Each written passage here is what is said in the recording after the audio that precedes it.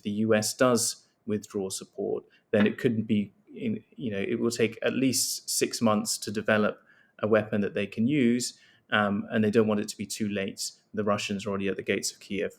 All right. Well, let's start with the very simple question. What is this document you've seen, and what have you learnt, Maxim? So this is a document produced by an influential Ukrainian think tank, which includes amongst its government advisors, who have said that Ukraine would be capable of producing nuclear weapons within months if the US was to abandon Ukraine. Um, this is a lot shorter than what Western experts think. They had considered that Ukraine would need 4 years to develop a nuclear weapon. The Ukrainian government has stressed that it is not considering building a nuclear weapon, but this comes after Zelensky had said to Trump that Ukraine would either join NATO or develop nuclear weapons.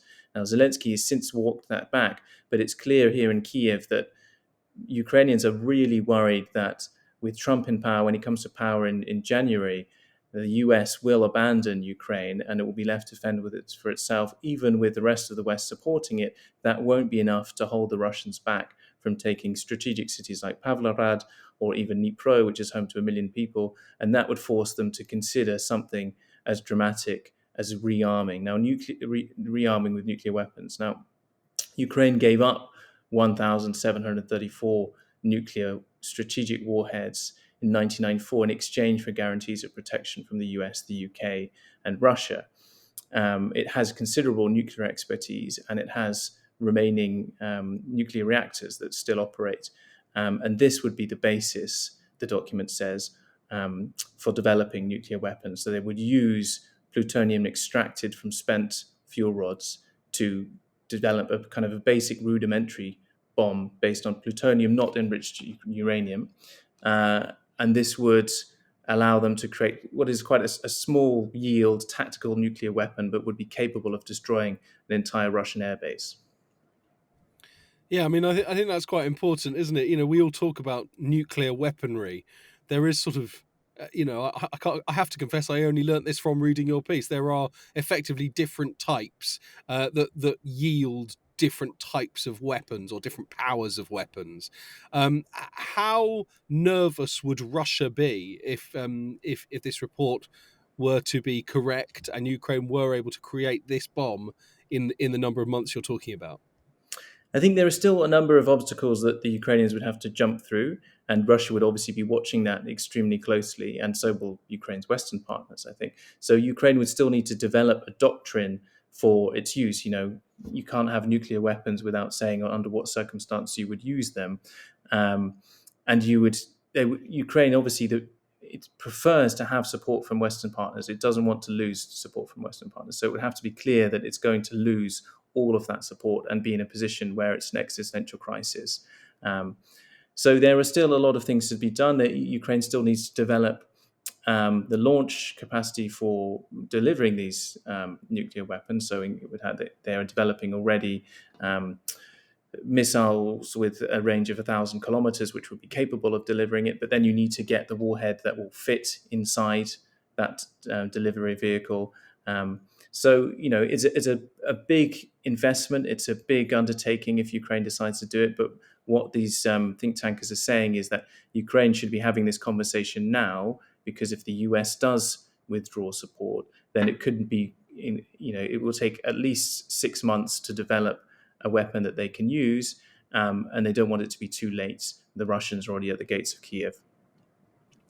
Obviously, that timing, those extra couple of months, I guess, as it were, should they decide to go down this route, would be important. But I wonder if this is also a sort of strategic element of timing about this, to give Donald Trump some time to think about, well, do I feel comfortable with allowing Ukraine to go down this route when we could just offer the type of protection that they've been seeing from the US so far?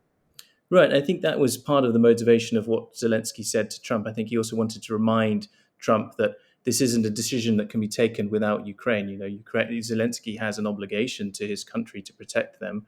As when Russia occupies Ukrainian cities, we see that there is widespread torture, there is rape, there are executions. And Ukrainians don't want to suffer that at the hands of the Russians. And if they are required to, they will take desperate measures. And I think that is what Zelensky was alluding to, and a reminder for Trump. And Trump seems to think that he can solve it without the Ukrainians, that he will just tell them what to do, and that will be that. And I think the reason Zelensky spoke in that way is to kind of remind him that actually Ukraine had a huge nuclear arsenal. It gave that up in exchange for security guarantees from the US. Russia has already violated those security guarantees that it gave, but the US has an obligation to protect Ukraine. Otherwise, what should prevent Ukraine from going back and rearming itself with the nuclear weapons? You're obviously in Kyiv at the moment, and have been since the US election last week. Before we sort of continue the discussion about nuclear war potentially, or certainly nuclear rearmament as far as Ukraine is concerned, what has the mood been like in the capital since the re-election of Donald Trump to the White House? I think the mood has shifted dramatically. There was, I can't say that Ukraine had been optimistic because Russia had been making battlefield gains in the Donbass, but there was the understanding that if there was this continued support for Ukraine from the US with this level of munitions, that Ukraine would at least be able to hold the Russians to making incremental advances. If suddenly all that Western weaponry, which is predominantly provided by the US, evaporates, then this becomes an existential crisis. And that has caused people to change their views and think radically differently about what they would do in that situation. How can Ukraine guarantee its sovereignty, protect its people, if it is no longer receiving the Western weapons to do that? And this has caused them to look and think hard about the expertise that they have within country, one of which is obviously a long history of nuclear science. Without wanting to be, too downhearted, I guess, to mention Zelensky's personal future like this.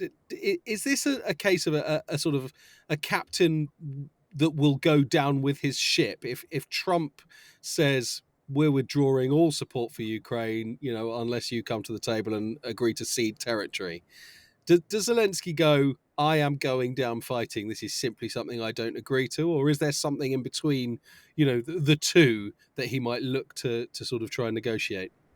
Well, I think it's important to remember that Ukraine is a vocally democratic country, and that everything that Zelensky does at the moment is quite fiercely criticized. And there are talks about the need for elections, and they've resurfaced because Zelensky's term expired.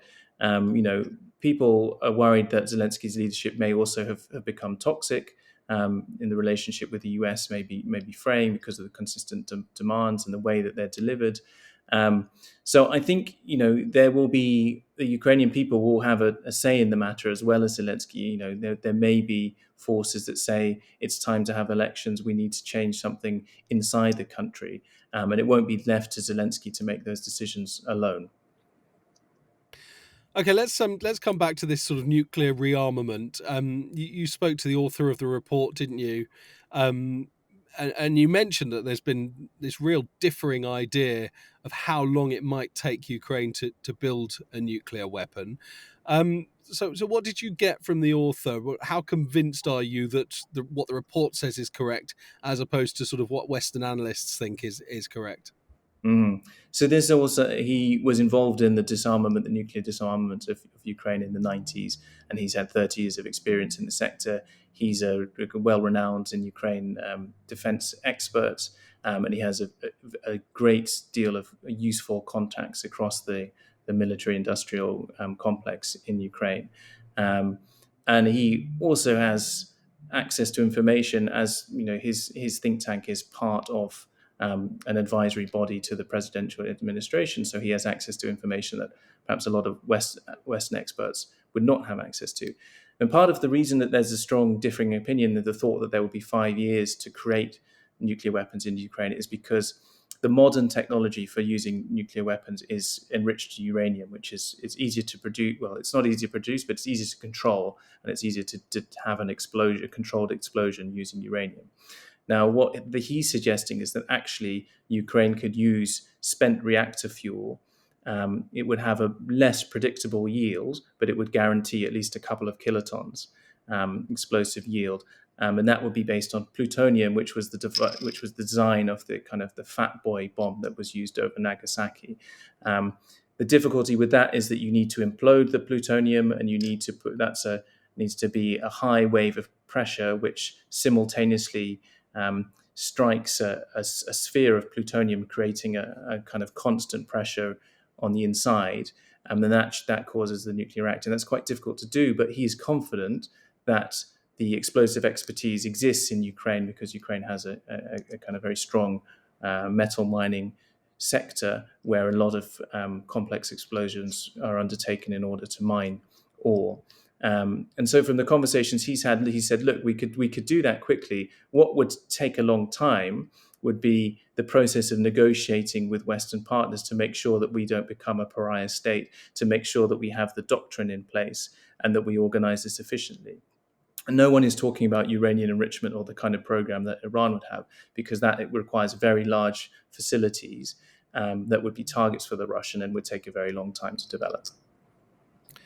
Do you think that this is now realistic then? Do you think that Zelensky and those around him are going, we can't not explore this, and maybe even we can't not actually go ahead with it because of the unpredictability of Donald Trump, who doesn't, officially at least get a say until January? I think this is part of a discussion that is designed to remind the US that Ukraine has agency in this matter, and that Ukraine has resources that it can draw on if the US withdraws support. I mean, even this, it's not a government document, and it's not a government policy to be even considering this.